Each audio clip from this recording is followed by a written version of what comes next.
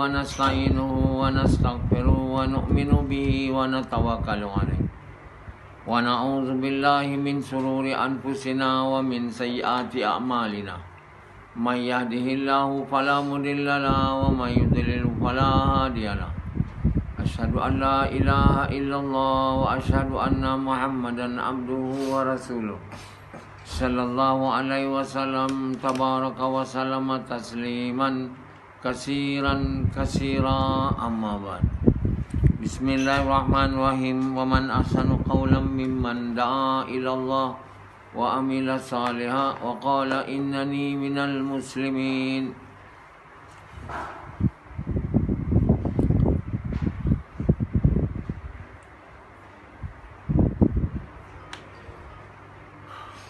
My dear brothers and respected elders and respected sisters, Allah subhanahu wa ta'ala is our Rabb, our sustainer, our nourisher, our Lord, the one who has created the entire universe, the earth and the heavens, and whatever lies in between the two, the earth and the heavens. Everything which He has created owns by Him. He's alive, He's ever alive and will never die. But we are the creations whom He has created, and there is a time for us to die. Why we are made to die? Because we need to be asked on whatever we have done in this world. We are not given a freedom to do whatever we like in this world. We have to do everything in this world in accordance to what He wishes. Because we are created. We don't create ourselves. Allah created us, and He has created us with a purpose. He has created it with a purpose, and we have to know that purpose as to why He has created us. So He has created it in order to become the person who loves Him, who will obey His orders, and who will be able to enter the paradise in which He has created for His lovers. So we are not to do anything that we like in this world. We are created beings. We don't create ourselves. We are not in this world prior to this time of ours. We are in another world. Our ruh has existed long time ago. When the entire ruh or the soul of the entire mankind was gathered, and Allah asked them, am I not your Rabb or your Creator, your Lord? And the entire ruh, each and everyone says, yes, certainly you are. See? So similarly, when we are made to live in this world, we have to continue,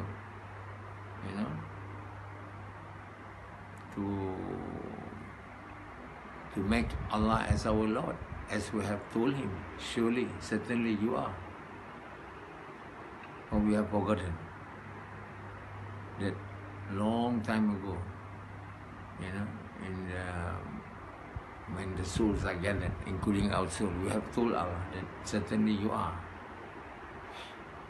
So Allah is testing us, make us to live in this world as to whether we remember or not that we have made the promise that Allah is our Lord, and that we will obey Him in this world. But unfortunately, many do not remember that promise that He has given to Allah, that Allah is His Lord, His Rabb, and that He will obey, and in that the man will obey the orders of Allah. But many do not obey the order. When they are living in this world, they are being deceived by the things of the world. the things of the world has deceived us into the belief that we create ourselves. No one created us, and therefore we can do whatever we like in this world, the way we like. That's why in this world now, people do not want to obey Allah, to lead their life in the way which Allah is pleased, but to lead their life in the way in which they please. As a result of that, men will not have happiness, tranquility, either in this life of this world or in the life of the hereafter, because both life belong to Allah. He owns a life in this world, He owns a life in the hereafter. He is the Lord of this world, He is the Lord in the hereafter. So if He punishes in this world, then certainly He will punish us in the hereafter. If He gives blessing to us in this world, certainly He will give blessing to us in the hereafter. It's not that we will be fine in this world and will be punished in the hereafter. If you want to know you are the dwellers of the hellfire, you look at your life in this world.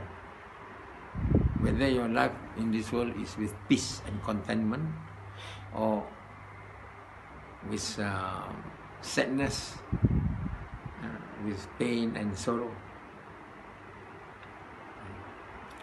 No one who are destined to be the dwellers of paradise will like to live in this world with miseries. No one. A person who are destined to be the dwellers of paradise will be made to live in this world with peace and happiness. They may not be rich, but they live with peace and happiness. Happiness doesn't come from the wealth that we have, the work, the job, the status. It doesn't come from that. Status, wealth, power doesn't give any benefit or harm to us. It is decided by Allah. Allah decides as to whether the thing which He gives to us will bring us benefit or will bring to us harm. It's no use having a lot of money. If Allah decided with a lot of money, there will be a lot of harm. So there will be people who are very rich, but most people say filthy rich. But they will not have benefit, They will not get benefit from their wealth unless Allah give benefit through the wealth which they have. If Allah intended to give harm, they will have filthy harm. They will have filthy miseries, and they will never have peace in this world, neither in the hereafter. Neither in this world, nor in the hereafter. So, what we want to do is not to have a lot of wealth, but to have the love of Allah. When Allah loves us, then Allah will give blessing in whatever Allah has given to us. How small it is, how big it is, doesn't matter. It will give benefit to us. It will be good for us because Allah is our lover. That's why the purpose of our life in this world is to become the lover of Allah, to make Allah pleased. In order for Allah to become pleased with us, we cannot live in this world the way we like. We must lead our life in this world the way He likes, Allah likes. And the way that Allah likes, He has given and sent to us the prophets. The prophets of Allah are the person whom Allah has chosen to show to us how to live in this world, the way He likes. So if we don't follow the sunnah of like in our case, the sunnah of the Prophet, we are not leading the life which is pleased by Allah. If we want to lead to the path, of becoming the lover of Allah, we must follow the path of the Prophet of Allah whom Allah has sent to us. And in our case, the Prophet of Allah whom Allah has sent to us is Muhammad Sallallahu Alaihi Wasallam. The true path, the straight path, is the path of Muhammad Sallallahu Alaihi Wasallam. You must understand this very, very firmly. Every day when we are praying, we are asking Allah. In Surah Fatiha, Allah has made us to repetitively recite that kalimah. for about 17 times in a day. If we only praying Fard Salat. Yeah? If we praying even Nafil Salat, non-obligatory, Tahajjud, and all the non-obligatory prayers before and after the Fard Salat, we will be, making a lot of dua for Allah to guide us to the straight path. That means we really want to go, we really want to be on the straight path. That's why Allah make us to make that dua for more than 17 times in a day. Unfortunately, we don't realize that, because when we recite the Fatiha, we don't really know what we are reciting. We don't understand what it means. We don't even bother to know what it means. Just reciting the Fatiha like a person who are talking while he's sleeping. So, what Allah wants us and what we should want is to follow the straight path. And the straight path is the path whom Allah has blessed. And the person whom Allah has blessed is the Prophet whom He has chosen to lead us. So to follow the way of the Prophet Muhammad Sallam is to follow the straight path.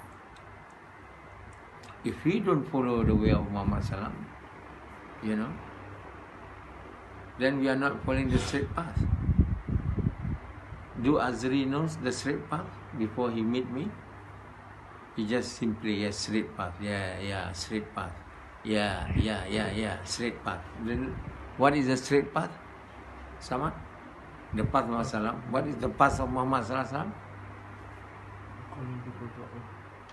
The straight path of Muhammad Sallam is what Allah has mentioned in the Quran. Tell Muhammad, this is my path. Very clear. But these verses of Quran seldom being told, exposed, recited to the Muslims by the scholars. They hardly says this ayat. That is in the Quran. Tell Muhammad to the entire mankind, this is my path. The path of inviting people to Allah. Inviting people to Allah. Kul hazihi sabili ad'u ilallah. That is the path. So if we don't do the work of inviting people to Allah, or if we are not doing the work of inviting people to good, forbidding people from evil in the way which is shown by Muhammad Sallam and with the intention to please Allah, until Allah is pleased with us, we are not following the correct path. We are not following the straight path, even though we have been praying, asking, and making this dua for years together until now. We have been saying in our prayer, Ihdina siratal mustaqim, siratal ladzina an'amta alayhim. We have been saying more than 17 times in a day if we are people of praying. If we don't pray, then of course we don't make the dua. And certainly we are not going to be in the correct path. We don't even make dua. How can we be there? I'm talking about those who have been asking Allah for more than 17 times in a day to guide them to the true path. I just want to tell you now that the true path, the straight path, has been told by Allah in the Quran, and Allah told Muhammad to tell them. Kul hazihi sabili, tell the whole mankind. This is my path. This path will lead me to become the lover of Allah, which is the path of inviting people to Allah. There is no difficulties to understand these verses, but yet many didn't even bother to know what is the straight path, which I've been asking. What is the straight path? Yazid has been praying quite a while before he met me. He was asking, make me correct path. He said when he's performed prayer, he's already on the correct path. People who pray and he don't do the work of inviting people to Allah is not on the straight path. People who pray 5 times a day, more than that, even the non-obligatory, even tahajjud, fasting, going Hajj, reading the Quran in Arabic only. giving sadaqah, but yet he is not doing the work of inviting people to Allah or the work of inviting people to good, forbidding people to evil, it means they are not on the correct path. There are many Muslims now, not many, almost all, who are not in the correct path. They are praying, they say they are in the correct path. Allah is not, it doesn't say in the Quran that tell them, oh Muhammad, cool, tell, Hazihi Sabili, this is my path. My path is to pray 5 times a day. No. My path is the path of calling people to Allah with basira. This another one. With basira. Not calling, half-heartedly. Calling people to Allah half-heartedly. Like Yazid. He himself doesn't believe in what he is inviting. Just simply copying, saying what I told him to say. We must invite the people wholeheartedly, with a firm belief in what we are saying is the truth, nothing but the truth. The hard truth. There is no God except Allah. Hard truth. I'm not only talking to you like a bird. I'm talking to you with basira. That there is no God except Allah. Not like this guy who inviting people to Allah with half-heartedly, not having firm belief in La ilaha illallah. So that is the path of Muhammad SAW, and that is our path if we want to become the lover of Allah. And that is the reason as to why we have been created, We have been created in this world by Allah. Why Allah created us? He wants us to become His lover. Nothing else. That's all. Can you understand this? We are created in this world to become His lover. But Yazid make his wife His lover. What a fool. Yazid make his wife to be his lover.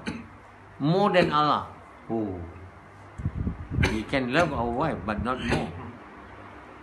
And when we love our other things, not only our wife, our work, money,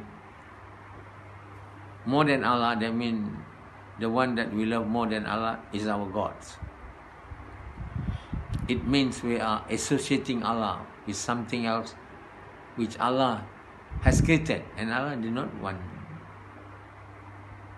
us to associate Him with the thing that He has created. He has given us the children, and we say, I love my children more than Allah. The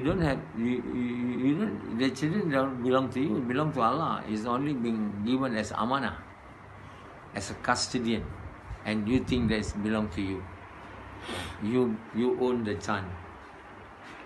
You are married to the woman. Not you. Once you get married to the woman, the man belong to you. Oh, now I owe you. I own you. So you listen to me. When I die, you must die also. Like the Hindus used to be. Now they become clever. They say, if you die, I don't die. Last time you die, I must die also, because I'm being created by you. No one is created except Allah has created them. No one is able to create another person. A mother, father doesn't create us.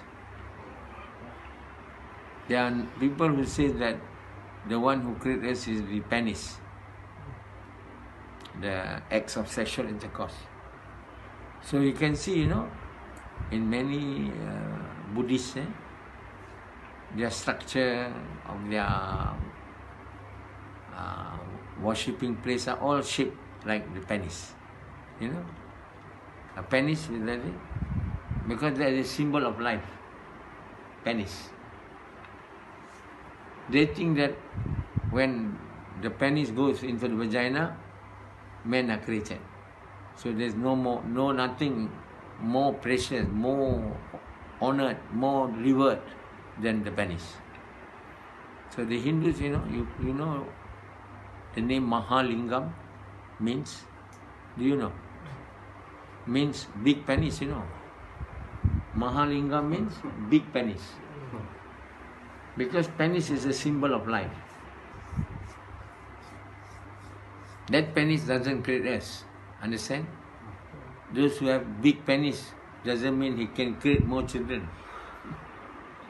We can see that many people have big penis, no children. Having sex, making sex day, night, there is no children being born from his wife. So the penis is just an organ, part of our body. Doesn't have any power unless with the permission of Allah, and He ejaculates the spermatozoa into the vagina, into the ovum. Unless it is fertilized, Allah gives the permission. It cannot give rise to embryo and finally to fetus, finally to us. So Allah has created us, our forefathers, Adam, from earth. Then after that, from a sperm, a fluid. So Allah SWT says the creations of Jesus or Isa, Prophet Isa, is the same as the creations of Adam.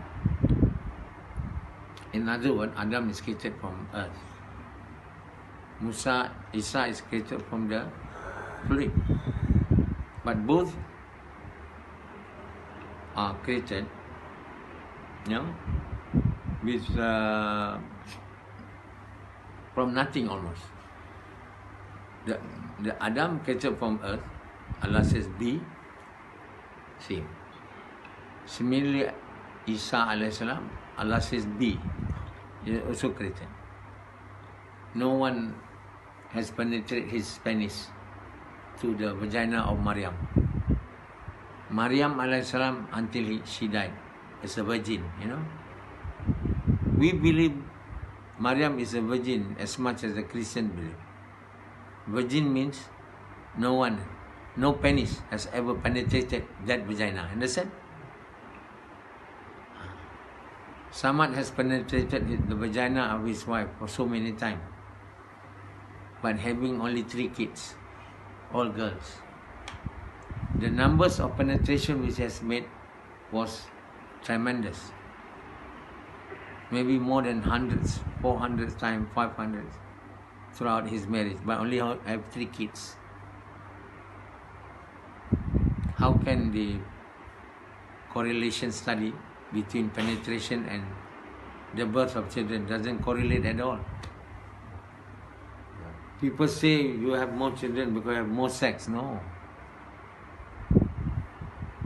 I've made less sex with my wife than many other people because I always spend time in the path of Allah. But I have more children than Rashidi, who spent more time penetrating the vagina of his wife. He got only 2 children. I have 8 children. So where's the correlation between penetration of vagina with the penis with the children? The penis is not our God. He doesn't create us. The penis are created by Allah.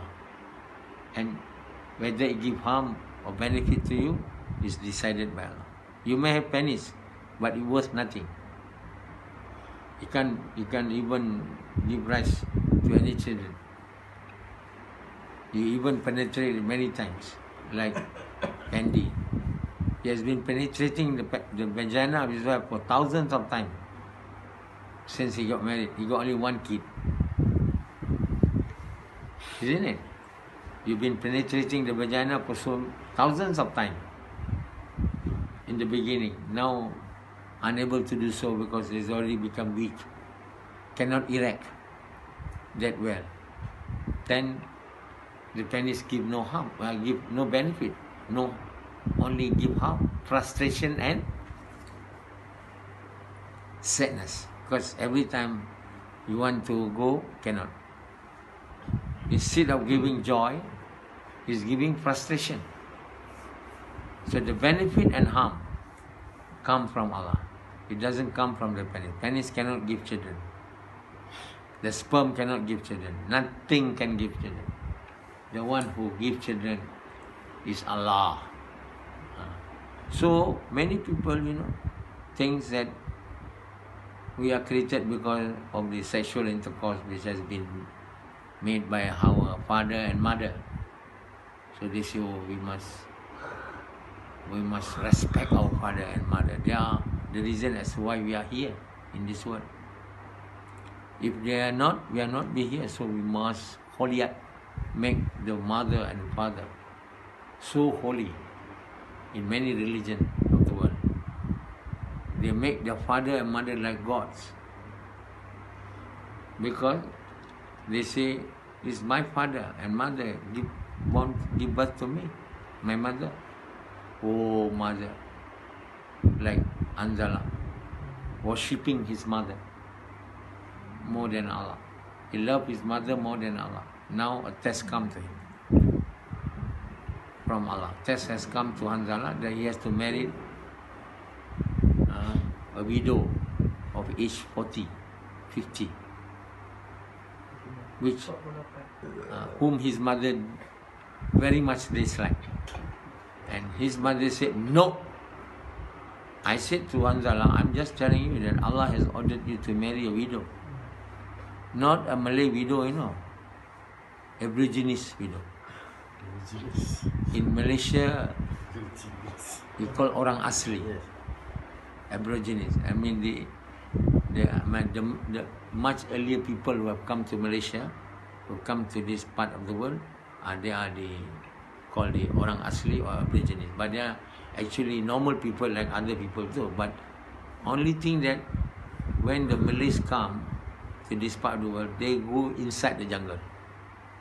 Because they used to live near the sea. But when the Malays come, they drive them into the jungle. Then they become orang asli or Aborigines. They look like normal human beings. They also have vagina, penis. They also produce children. But of course, because they have been living in the jungle, the forest of Malaysia, they are a little backward than those who live along the seaside, the Malays. So then the Chinese come. The Chinese unable to drive the Malays into the forest. They remained near the coastal areas, become farmers. But the Chinese take over the cities. Then the Indians come. They also unable to push the Malays to the forest. Like the Malays has pushed the Aborigines into the forest. Because the forest is already inhabited by the Aborigines. So now the Malays, the Indians, the Chinese live in the coastal area. The Malays is in the villages doing farming, mostly in the early part of Malaya. The Chinese inhabited the cities, and the Indians inhabited the plantations, what we call the rubber plantation. So Indians, rubber plantation. Chinese, businessmen. Malays, farmers. And become kings, Malays. Kings and administrators. They don't want to do business. Chinese, only business. Indian, only plantation. Now, development has come.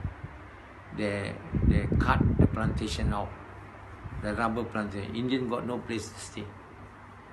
So the Indian left the plantation, go in the city, become thief. So they start become thief or gangsters because they don't have work.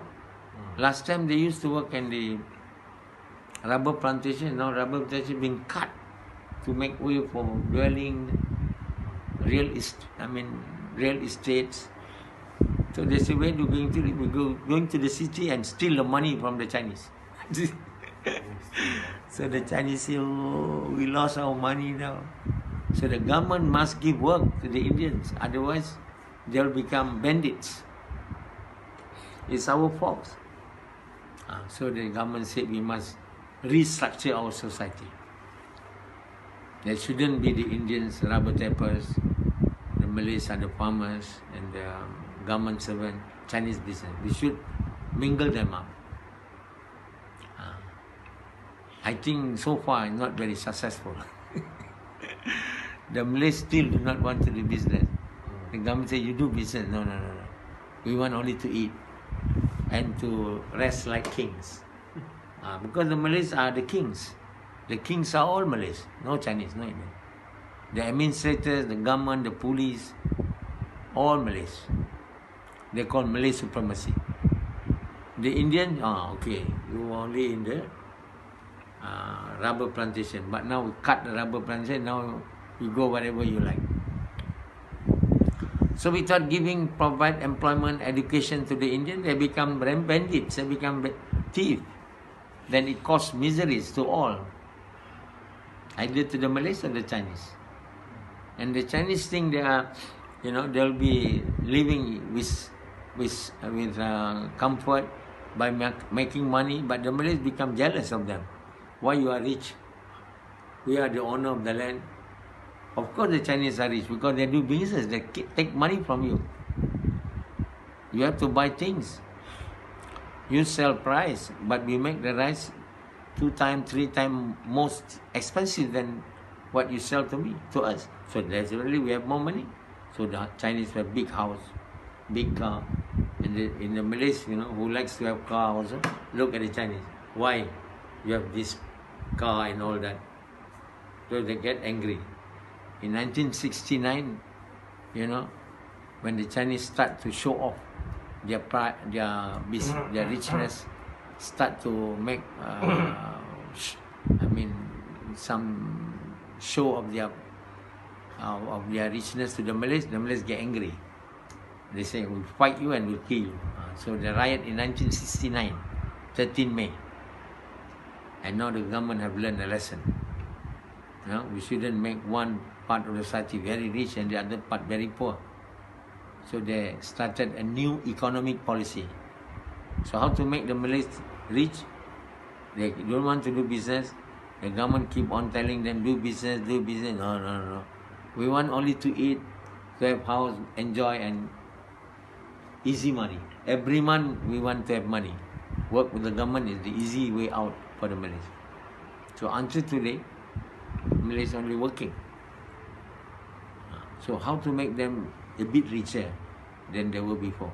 So send their good student, the Malay student, to Europe, to America, to England. So they study, they become good students, they become doctors, engineers. So some Malays become doctors, engineers. They are a bit richer than their father.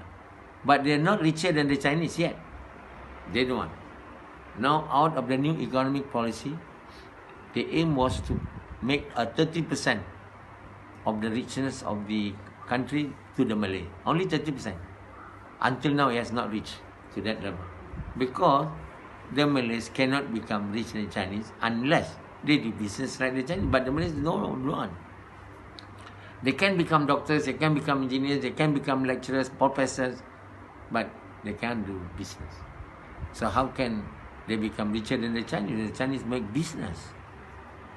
They do business, things like that. But now we have many migrants now, Indonesians, people from Aceh, from Java. They are not totally Malay, but they are part of the Malay culture. They are now doing business like the Chinese. So the Chinese have competitors now with the Aceh, Last time, all the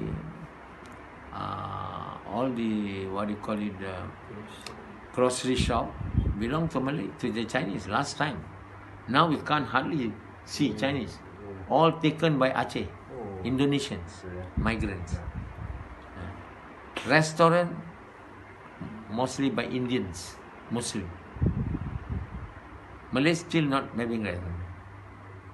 They are not capable of doing business. They don't like until today. Not that the Malays don't have many foods, they have, but they can't become like Indians, Chinese, Indian. The Indian open 24 hours, work like hell. The Malays do not want to do that. They say we want to live, to eat on mama shops.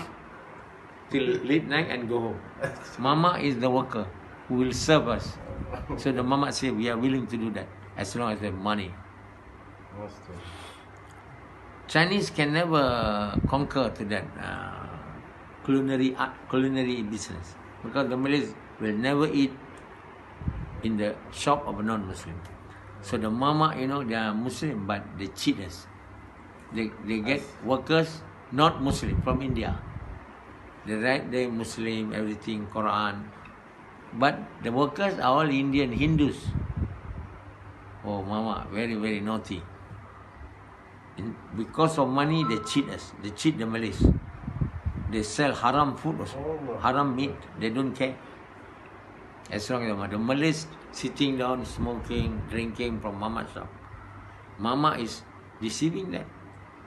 They don't realize that. And food they keep for many days, Mama. Not fresh. Every day cooking the same food. As long as I get more money. And the Malays still smoking, sitting in Mama's shop. All because the Malays like to enjoy their life. They want to become like Basha, kings. And kings are only Malays. So some people say, I'm actually kings. They're not kings, but they claim. I'm the kings, king of Melaka. So many people claim to become kings. Keep on claiming until today it doesn't become kings.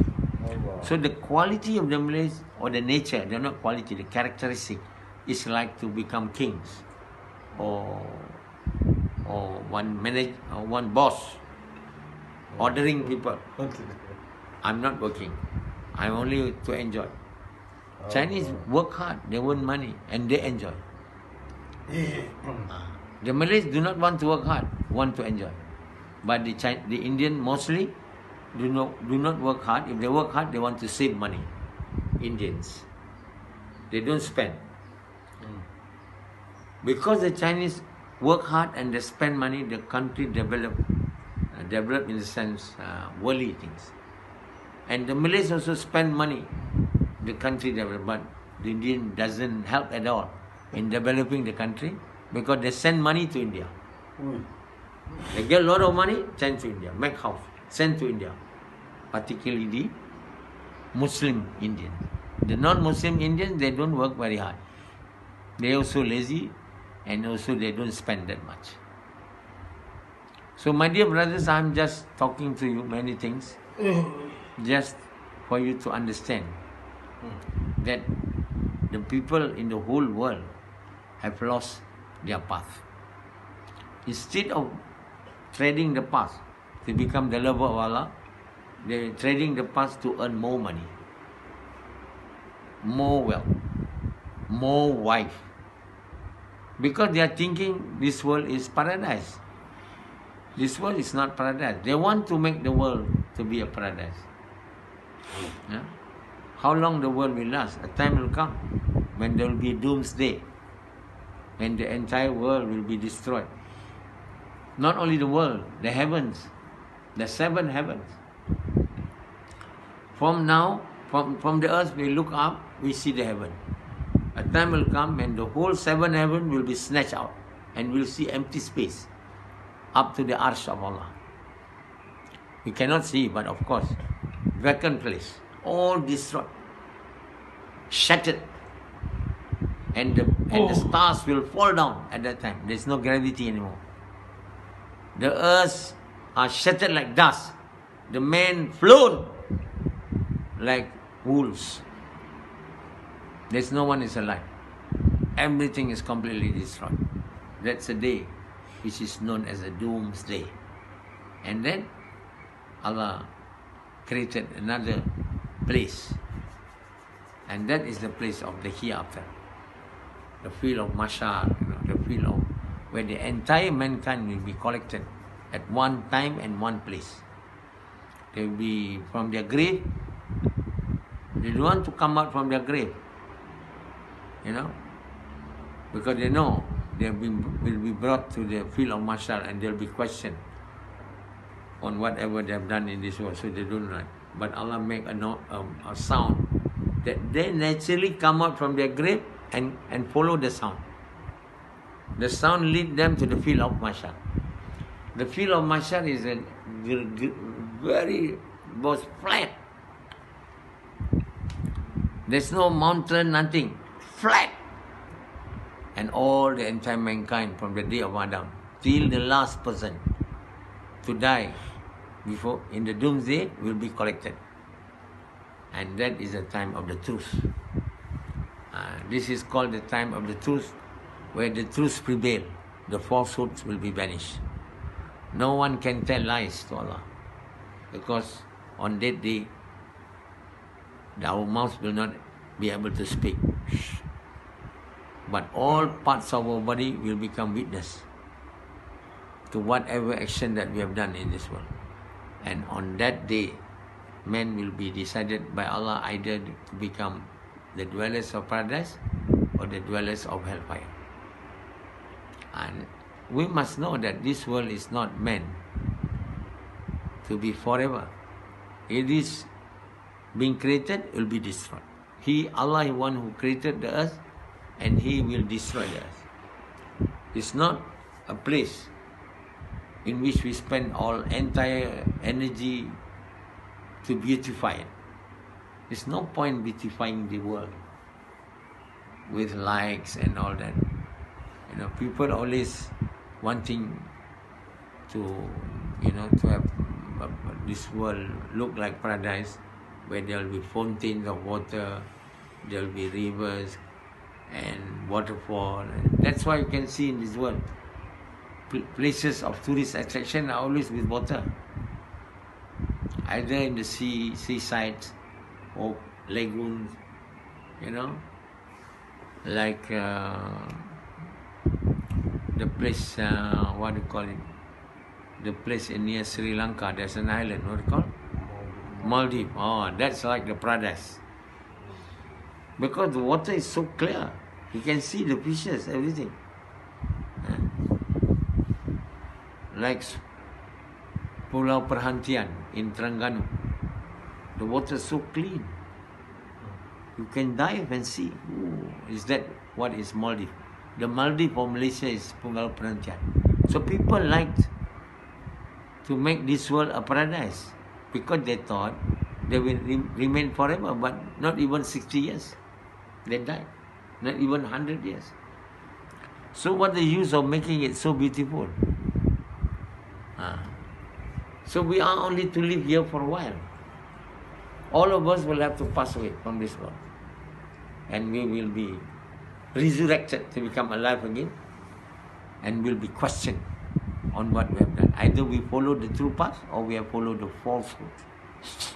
So if we follow the true path of Muhammad SAW, the path of calling people to Allah, that will lead us to become the lover of Allah, then we will be entertained by Allah as a lover of Allah in paradise. And Allah is the best who entertain His guests. You will never see.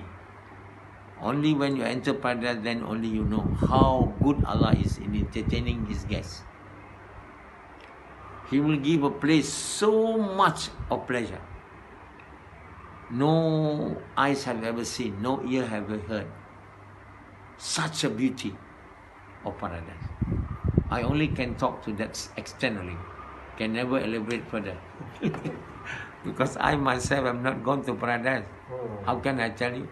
But more or less I can, it says, out of the, let's say 100%, the blessing of Allah, only 1% is in this world. 99% is for the guests of Allah in paradise. So you can have whatever you want in paradise. You ask, you get. You have wishes, given. You don't have to work. You just have to enjoy. And you want sex? You have plenty women of paradise. So beautiful. So beautiful. Fruit so delicious. But I'm surprised, when Allah described paradise, Allah only says about fruits. Fruits of paradise. Never thought about, goats, meat of paradise. Because fruits are good. Fruits are good food. Contain minerals. Healthy.